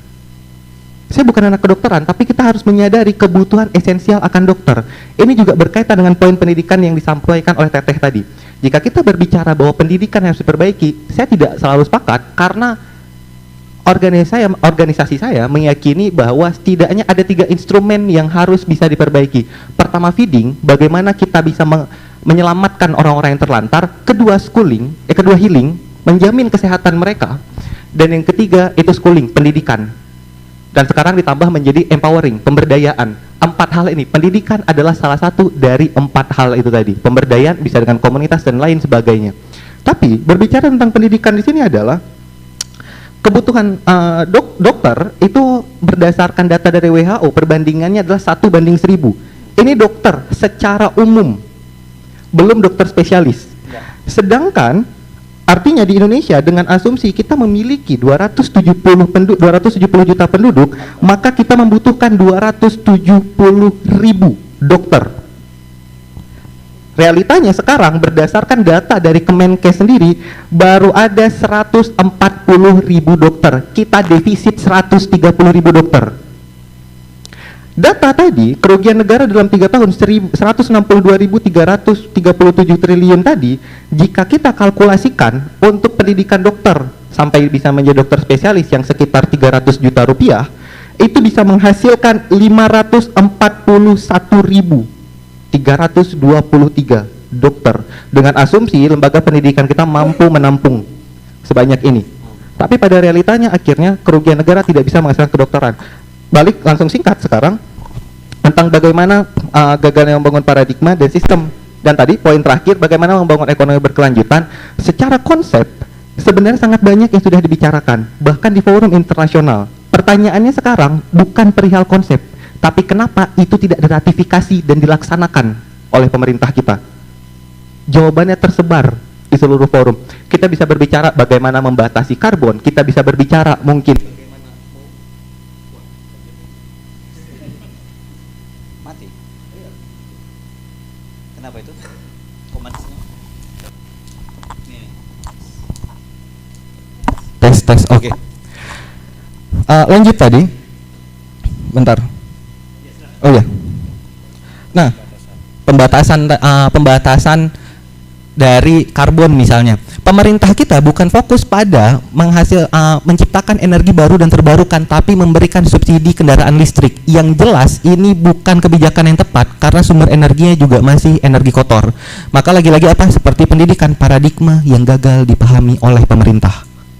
Itu. Dan poin yang paling penting, pola pendidikan yang dapat mencegah korupsi. Jawabannya yang paling sederhana adalah tiga wilayah pendidikan, formal, non formal, dan informal, harus memiliki suatu visi berkelanjutan dan berkesinambungan tentang menanamkan nilai anti korupsi sedari dini. Dan ini harus bisa dilaksanakan bahkan tidak hanya di lingkungan keluarga, sekolah, teman-teman, bahkan di lingkungan masyarakat misalnya. Tidak akan berarti kalau bahkan waktu kita ngurus berkas ke pemerintah, kita masih harus ngasih amplop. Maka ini adalah kerja seluruh komponen yang ada di dalam negara Indonesia. Tapi yang paling penting adalah penanaman nilai sedari dini. Demikian. Ya, saya plus ya. Ini tadi Anda nyinggung kedokteran itu ironi banget ya. Kedokteran itu pendidikannya lama sekali. Itu paling cepat itu 5,5 tahun, bisa 6 tahun, itu artinya sama dengan S2. Dan Anda tahu ketika mereka lulus berapa gaji mereka, sama dengan di bawah UMR. Realistis itu, dia di bawah Itu karena digajinya digaji BPJS. Ini true story karena anak saya sendiri dokter. Kan gitu ya. Jadi saya tahu. Ya. Oke, curcol ini ya. Oke, silakan yang Anda mau lanjutkan. Siapa yang mau jawab sekarang? Silakan. Intan dulu atau Andita atau Bisma? Ayo, silakan. Wah, ini saling menyuruh. Silakan. Oke. Mungkin langsung aja ya merangkum dari semua pertanyaan tadi. Yang pertama tadi tentang sistem ya. Tadi sepakat sama Gibu. Ya bukan masalahnya bukan di sistem gitu, bukan di sistem demokrasinya, tapi bagaimana orang-orang yang ada di dalamnya. Tadi karena mereka berasal dari proses politik yang kotor gitu, berasal dari proses politik yang ya ibarat kalau di anak-anak teknik biasanya ada input, proses, output gitu kan. Nah, itu kalau proses inputnya bener, tapi kalau prosesnya udah salah pasti outputnya ya nggak bakal jauh beda gitu dari prosesnya gitu. Atau garbage in, garbage out ya, gitu ya. Jadi ya walaupun udah bagus prosesnya udah bagus sistemnya, kita udah bikin inputnya gini, nanti prosesnya gini, nanti outputnya gini ya, tapi pas menjalankan prosesnya tidak sesuai dengan apa yang menjadi konsep utama ya mau nggak mau outputnya juga akan tidak jauh beda gitu ya. Tadi garbage in garbage out gitu kan. Nah kemudian kedua tentang pendidikan ya, pada akhirnya harusnya ya ini diskusi-diskusi yang sering dilakukan di kampus saya gitu. Hari ini konsep pendidikan kita ya hanya menyiapkan bagaimana nanti anak-anak yang menjalankan pendidikan untuk mengisi kekosongan ketenaga kerjaan gitu. Ya kita dipaksa dan diarahkan untuk menjadi robot yang berdarah dan berdaging aja, tapi tidak ditanamkan pemikiran-pemikiran terkait tadi tentang pembebasan, tentang bagaimana harusnya orang yang merdeka, bukan kampus yang merdeka, karena harusnya kampus sudah merdeka dari dulu gitu. Kampus itu tempat untuk bebas bersuara, untuk bebas menyampaikan segala macam hal gitu ya, tapi pada akhirnya paradigma stigma ini yang ditanamkan bahwa ya kalian adalah nanti cuman jadi orang yang kerja aja, habis lulus kerja, jadi ya mau nggak mau, suka nggak suka, mayoritas orang pada akhirnya akan berpikiran seperti itu gitu, karena dipaksa untuk seperti itu gitu. Nah justru inilah tugas kita yang ada di sini gitu, yang ikut di live juga, yang masih sadar dan masih punya semangat pembebasan bahwa pendidikan adalah bagaimana caranya manusia untuk bisa merdeka gitu, memanusiakan manusia lah gitu ibaratnya. Jadi ya ini juga harusnya jadi apa ya, jadi tugas bersama, bukan hanya untuk mahasiswa tapi juga untuk tenaga pendidik, untuk dosen, untuk profesor.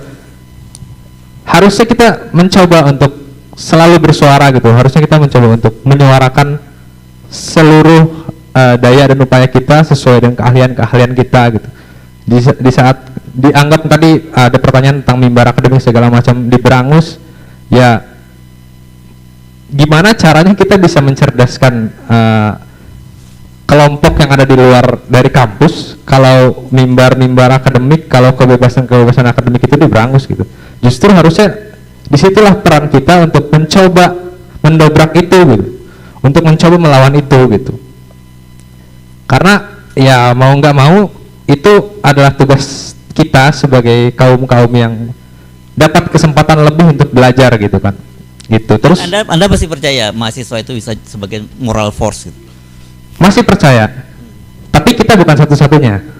Ada semakin seiring bertambahnya waktu, seiring zaman berubah ya cukup banyak sekarang kan ada apa selebgram yang kemarin yang viral segala macam kan. Cuman ya mahasiswa saya rasa masih ada di dalam situ gitu. Kita masih punya peran itu karena ya kita di kampus, kita di kelas diajarkan banyak hal. Ya justru harusnya ada kesadaran untuk kita bisa membawa ilmu yang udah kita ambil di dalam kelas dibawa keluar kelas gitu. Oke, tapi kalau soal kampus sebagai benteng demokrasi masih percaya? Kalau itu secara konsep mungkin masih percaya, tapi kalau secara implementasinya ya agak berat sih Pak. Okay. Ya justru jujur di kampus saya memang agak berat untuk itu ya. Ya. Lanjut tadi kampus negeri terutama ya. Kampus negeri terutama. Ya itu udah jadi rahasia umum lah ya gitu kan. Terus tadi tentang bagaimana ada batasan-batasan tentang apa memanfaatkan sumber daya alam dan bagaimana caranya kita membangun ekonomi berkelanjutan ya. Itu tadi juga udah disampaikan sama Ibu. Udah banyak konsensus global, udah banyak aturan-aturan yang itu disampaikan dan diterbitkan gitu. Tadi yang udah saya sampaikan ada IT, ada apa? Ada aturan tentang bagaimana harusnya kita low carbon dan segala macam gitu. Cuman pada akhirnya implementasinya aja yang nggak ada gitu. Padahal udah ya saya percayalah konsensus itu disusun dan diatur oleh orang-orang yang ahli di bidangnya gitu. Cuman pada akhirnya hari ini itu hanya dijadikan sebagai alat agar apa ya, agar kita dianggap baik aja sama citra kita, dianggap baik sama internasional gitu ya. Tadi ada subsidi mobil listrik tapi bahan bakarnya, bahan utamanya masih dari fosil dan segala macam ya. Itu kan hal yang agak aneh sih bagi saya gitu. Harusnya ya yang coba untuk dibangun, yang coba untuk disusun ya tadi yang saya bilang ada bagaimana kita bisa membatasi sumber daya yang kita gunakan dan bagaimana berapa besar yang harus kita gunakan untuk saat ini, berapa besar yang harus kita simpan gitu untuk generasi mendatang gitu. Ya karena ini memang dilema sih ya. Misalkan ada sumber daya alam yang tak terbarukan, tiba-tiba nanti kita temu di mana, oh ini ada lagi sumber daya. Ya harusnya kan logikanya kalau masih ada yang lain, ya itu simpan dulu aja gitu untuk masa depan gitu, untuk generasi-generasi mendatang. Tapi hari ini faktanya kalau udah ada yang baru, ya kita keruk lah, kita jual lagi. Gitu. Iya, itu kan yang jadi permasalahan hari ini gitu. Ya makanya cita-cita untuk membangun green economy, cita-cita untuk membangun ekonomi berkelanjutan susah untuk tercapai karena tadi hari ini berkaitan tadi dengan pertanyaan pertama tentang demokrasi. Hari ini sistem demokrasi hanya dipakai sebagai suatu citra, tapi di dalamnya ya ada konsentrasi kekuasaan gitu yang yang sumber daya alam, yang kekayaan alamnya hanya bisa dimanfaatkan sama pihak-pihak tertentu aja dan nggak bisa dirasakan oleh masyarakat. Kayak gitu sih kalau dari saya, Pak. Saya kira banyak yang salah eja mungkin ya, bukan green economy tapi greedy economy ya, saya kira ya. Greedy economy ya. Ya. Greedy economy ya. Jadi ekonomi yang rakus bukan ekonomi yang hijau gitu ya. Oke, ini menarik sekali dan tadi soal subsidi listrik itu ya. Saya kira di Indonesia persoalannya bukan hanya tadi ada persoalan bahwa mobil listrik juga bukan berarti selesai persoalan emisinya dan sebagainya menurun. Tapi di Indonesia yang menjadi persoalan itu adalah moral hazard di situ. Karena siapa pemain-pemain di mobil listrik itu, di motor listrik. Buktinya kemarin data terbaru dari 200 target 200.000 sepeda motor listrik itu hanya berapa ratus ini yang memang nggak untuk kelas bawah.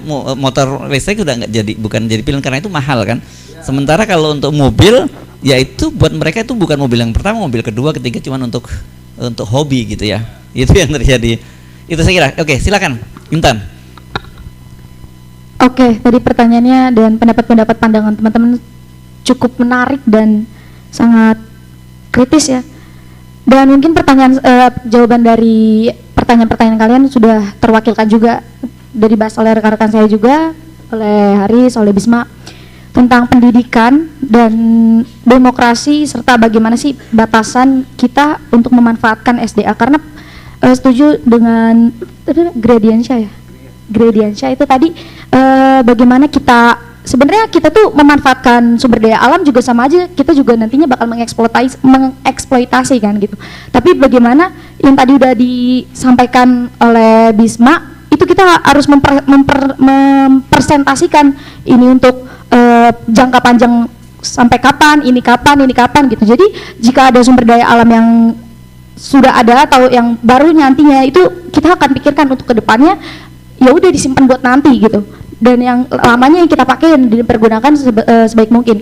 Kemudian untuk pendidikan, kebetulan saya sendiri dari pendidikan sosiologi sangat setuju dengan Haris tentang konsep daripada pendidikan itu sendiri adalah manusiakan manusia, pembebasan. Jadi bukan kampusnya yang bebas, bukan kampus yang merdeka, tapi pendidikan dan aktor kitanya sendiri gitu, yang bebas dari belenggu-belenggu yang ada. Karena kenyataannya bahwa kampus yang merdeka itu malahan menjadi alat oleh politik, oleh negara gitu kan. Terus tentang bagaimana bagaimana kemerdekaannya itu kalau kita lihat dari konstitusi kita bahwasannya seharusnya demokrasi itu penyampaian pendapatnya juga harusnya nggak dibatasi gitu kan, apalagi di kampus, dan itu menjadi pertanyaan besar. Padahal kita ini tuh kampus itu adalah institusi sarana pendidikan, bahwasannya politik itu lahir, bagaimana politik bersih itu lahir dari rekrutmen politik yang baik, dari politik yang bersih, dan dari politik yang bersih itu aktor-aktornya juga harus terintelek. Nah dari terinteleknya itu pasti peran pendidikan sangat penting kan. Nah itu yang paling kita fokuskan, bagaimana cara kita menyadarkan diri kita bahwa pendidikan itu sangat penting. Dan terkait demonstrasi yang tadi sempat disinggung, bagaimana karena pada saat ini tuh semuanya minatnya juga pada kurang kan tentang demo, kayak percuma gitu kita demo tapi pemerintah juga nggak ambil pusing tentang pendapat kita.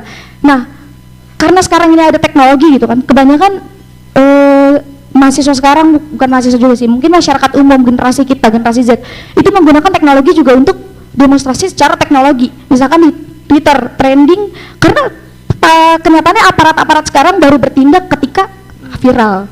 Jadi kita itu juga bisa menggunakan teknologi, bukan hanya demonstrasi yang hanya turun ke jalan, tapi juga walaupun itu yang udah disampaikan Aris sebagai bentuk kita membuktikan bahwa kita tuh melek tentang politik, tapi kita juga bisa bukan menjadi jalan satu-satunya untuk itu kan. Masih ada jalan-jalan lain, salah satunya yaitu demonstrasi dengan online, dengan tagar-tagar gitu yang ramai, yang viral, sampai nantinya tuh terdesak sendiri. Jadi pemerintah itu terancam sendiri, dan atas ancaman itu maka pemerintah bisa membuat perubahan mungkin, karena ini perubahan juga mungkin harus kita lakukan besar-besaran, dan itu nggak gampang juga kan. Terus yang tadi juga tentang alokasi tata ruang kelola lingkungan, itu sebenarnya udah banyak diatur ya dari peraturan pemerintah, undang-undang, hukum lingkungan juga ada gitu.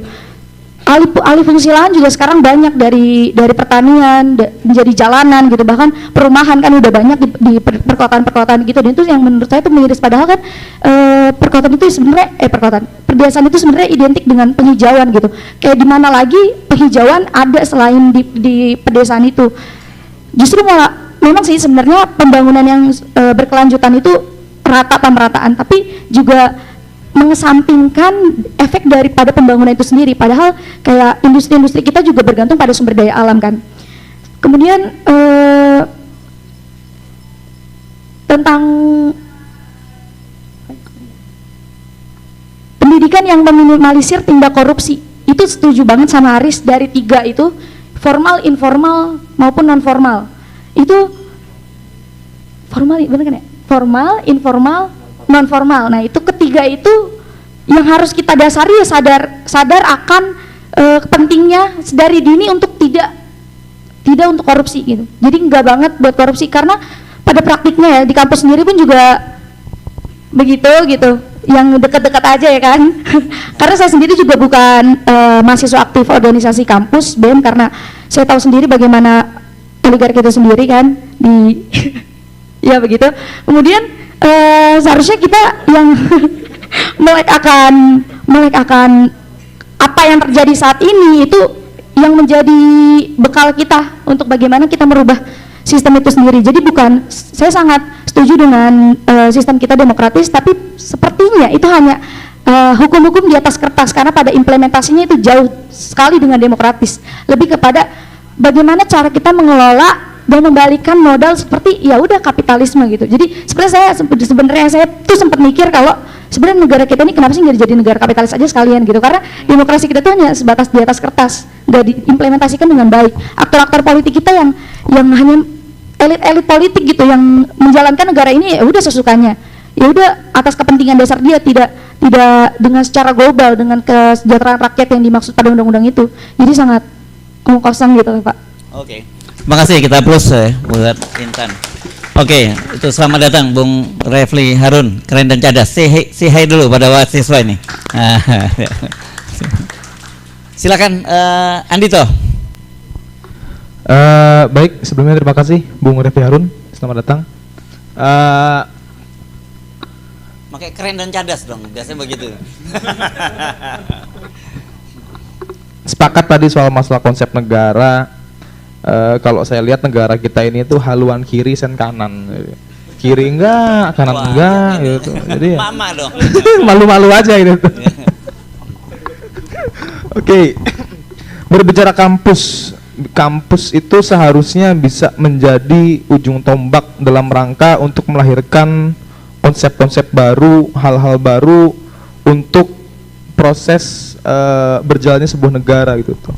Artinya para politisi pemerintahan itu harusnya belajar dari para akademisi gitu, orang-orang kampus misalnya. Tapi pada realitasnya hari ini kampus yang justru malah ditekan oleh pemerintah gitu. Secara empiris, kampus saya pernah saat itu lagi zaman-zaman COVID-19 ya. COVID-19 ada salah satu aksi agenda besar-besaran. Ya pada intinya memang terkena intimidasi gitu tuh, cukup kuat dari atas gitu. Ini fakta, mungkin nanti bisa saya sampaikan pada datanya gitu. Artinya ini realitas sekarang kampus yang harus menjadi ujung tombak merdeka, tapi pada realitasnya ya ditekan juga oleh para pemerintah itu. Kemudian tadi soal masalah pencerdasan ya. Pencerdasan. Kalau bicara pencerdasan, kita tidak bisa hanya terfokus dengan mahasiswa saja gitu. Karena mahasiswa itu umur berapa sih? Antara 18 sampai 20, 23, 24 mungkin ya. Kalau misalnya mau perpanjang bisa itu. Artinya masih ada kurang lebih kita punya waktu 12 tahun was time. Buang-buang waktu 12 tahun yang lalu untuk membangun berpikir yang sehat gitu. Selama 12 tahun yang lalu kita tidak pernah diajarkan cara berpikir kritis, cara membantah argumentasi. Kemudian ketika di kampus tiba-tiba kita dituntut menjadi kritis gitu loh. Artinya apa? Pendidikan soal masalah pikiran, pendidikan soal masalah cara berbantah-bantahan ini perlu dibangun dari hal yang paling fundamental itu. Bukan hanya dari usia-usia mahasiswa saja. Perlu ada determinasi yang lebih radikal lagi secara fundamental di bawahnya gitu. Bukan gitu Mas Haris? Oke, artinya memang kita tidak bisa hanya terfokus dengan tidak hanya tersegregasi oleh mahasiswa saja. Perlu ada langkah-langkah yang lebih komprehensif lagi gitu. Tadi kan bicara soal pencerdasan ya, kita tidak hanya berfokus kepada mahasiswa tapi juga masyarakat lainnya gitu. Nah, kemudian inilah ketika kita sudah berbicara soal pencerdasan ke seluruh masyarakat, ke seluruh rakyat, nanti baru bagaimana caranya kita ini bisa mandiri, bisa membuat satu hal-hal yang bersifatnya ini loh kita, ini loh rakyat gitu. Tidak bergantung dengan sistem, tidak bergantung dengan hal-hal yang mungkin kita selalu dibodoh-bodohin gitu. Jadi itu konklusinya soal masalah pencerdasan. Perlu ada determinasi dari bawah. Tidak hanya berpatok dengan mahasiswa saja gitu. Kemudian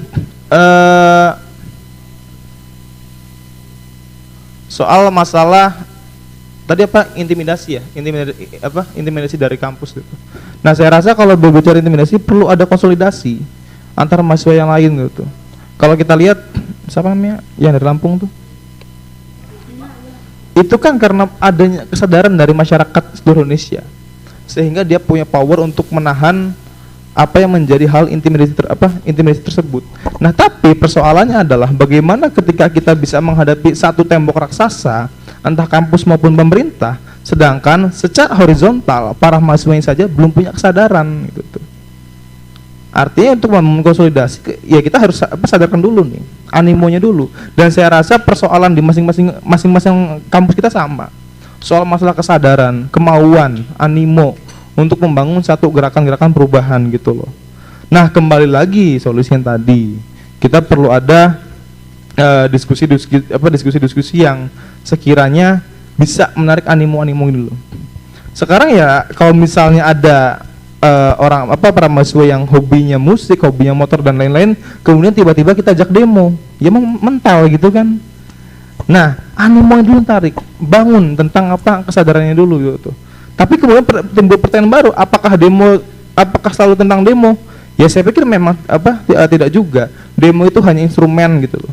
Kalau dalam teori advokasi itu ada litigasi dan non litigasi gitu. Artinya apa? Tadi sepakat disampaikan Mas Haris juga, mungkin ada beberapa dari kita yang cara cocok dengan demo atau langkah-langkah konfrontasi gitu tuh. Tapi juga mungkin ada yang dengan langkah-langkah litigasi. Contoh misalnya mengajukan banding, mengajukan judicial review, membuat naskah-naskah akademik gitu tuh.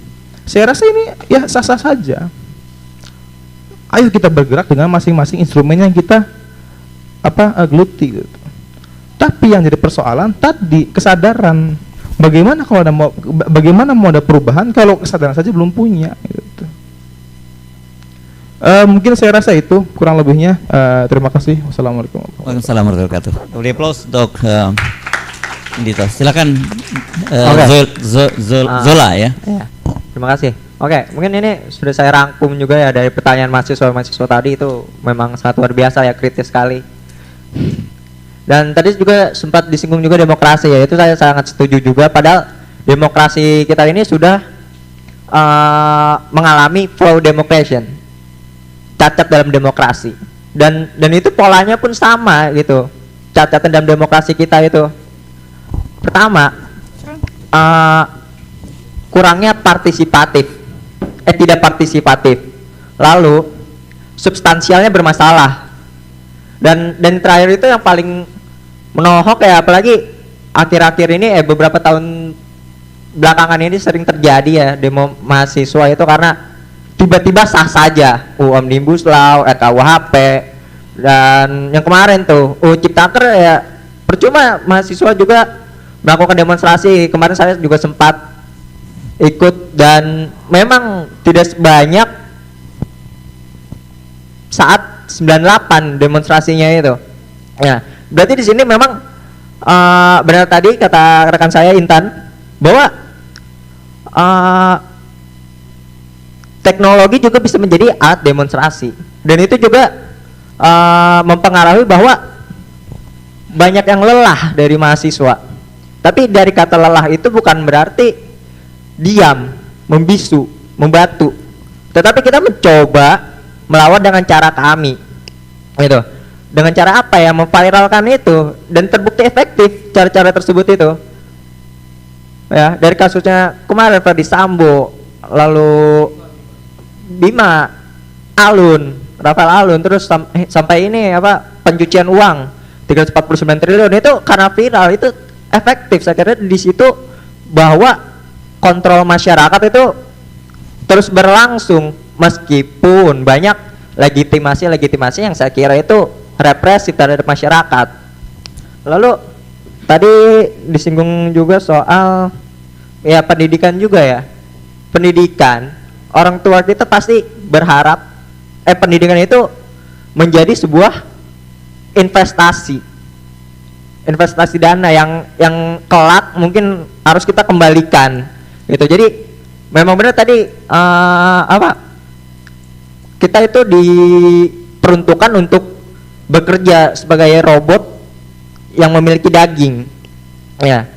Seharusnya itu kita dalam berkuliah atau menimba pendidikan itu pola pikir kita yang harus panjang, bukan jalan tol ya.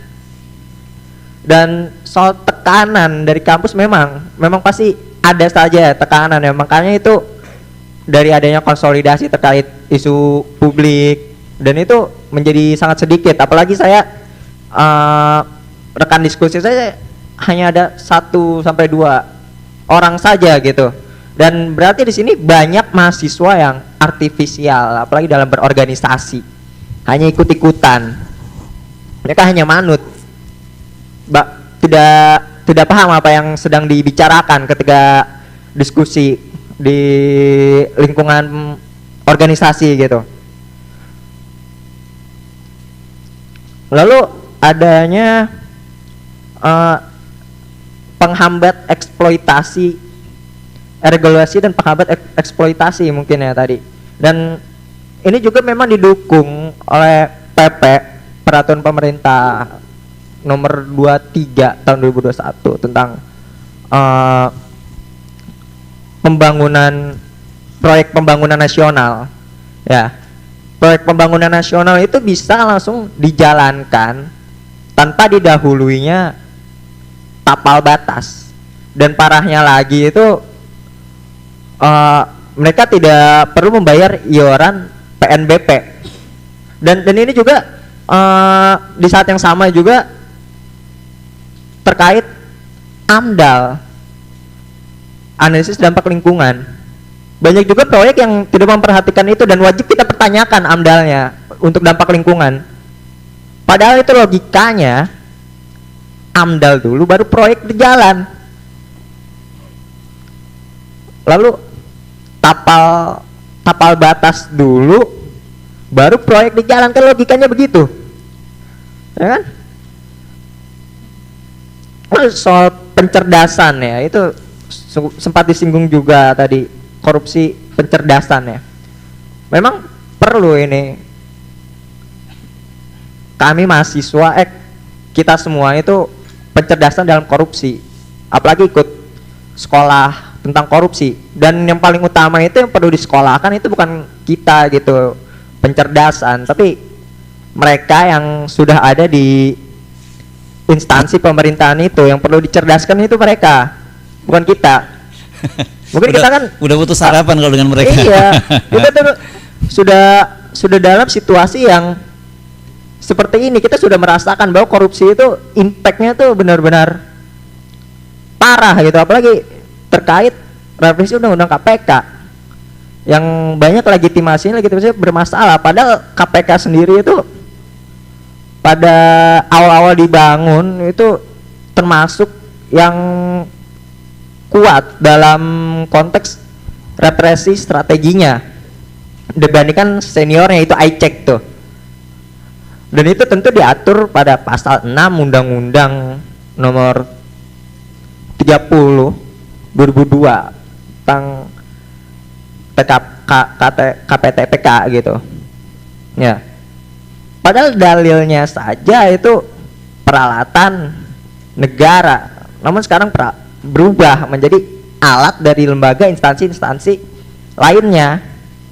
Dan tadi juga sepakat ya bahwa sepakat tadi sempat berdiskusi di belakang bahwa memang KPK itu masih seorang lembaga yang independen, tetapi yang membuat itu tidak independen itu orang yang aktor politik di dalamnya itu yang membuat tidak independen dari undang-undangnya. Ya, mungkin dari saya segitu. Oke, kita beri applause untuk semuanya ya. Mas, boleh nambah sedikit boleh? Silakan. Oke. Sebenarnya kalau bicara AMDAL, sebenarnya menarik juga bicara AMDAL. Ini kalau boleh saya analogikan itu seperti orang, seperti kenapa angka kecelakaan lalu lintas kita selalu tinggi gitu tuh. Ini ada lembaga yang mengeluarkan surat izinnya, surat izin mengemudi, Polri katakan. Cuma orang ini belum bisa mengendarai motor gitu tuh. Berarti yang harusnya dipertanyakan bukan orangnya, tapi kenapa suratnya bisa keluar kan gitu. Logikanya gitu nggak sih? Artinya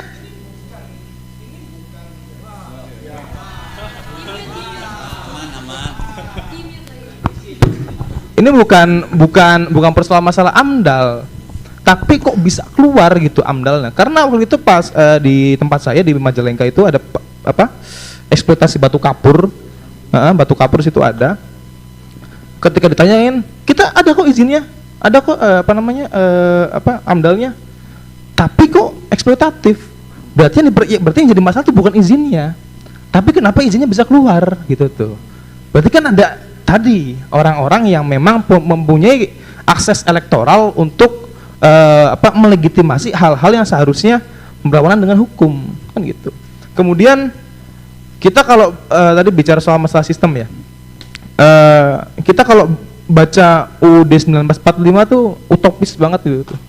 Kita kayak berada di surga, ada pohon-pohon banyak, ada biri-biri dan kekayaan sumber daya alam dikuasai oleh negara untuk kesejahteraan rakyat, fakir miskin dipertanggungjawabkan oleh negara gitu tuh. Semua bebas untuk berpendapat. Utopis banget UUD 1945 tuh isinya tuh. Tapi begitu sampai tap MPR, sampai undang-undang, sampai perbub, sampai pergub, sampai bawah nggak jelas semuanya gitu. Artinya apa? Artinya kalau secara konsep utopis negara kita memang sudah bagus, sudah memiliki cita tadi kan yang kehidupan bangsa, turut menjaga kedamaian dunia, kesejahteraan umum dan lain-lain gitu kan. Kita secara konsep bagus. Cuma pada prosesnya memang beberapa orang yang mempunyai ideologi oportunis dan pragmatis untuk kepentingan golongannya. Seperti yang disampaikan oleh Prof. Mahfud itu kan, hukum itu memang harusnya menjadi tombak utama untuk memberantas hal-hal yang tidak sesuai dengan kepentingan rakyat. Tapi hukum justru malah bersifat untuk melegitimasi hal-hal yang berlawanan dengan kepentingan rakyat gitu. Sebenar apapun kita pasti ada hukum yang membenarkan.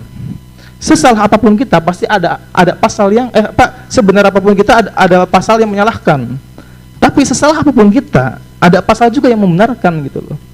Artinya ya hari ini pasal menjadi karet saja gitu.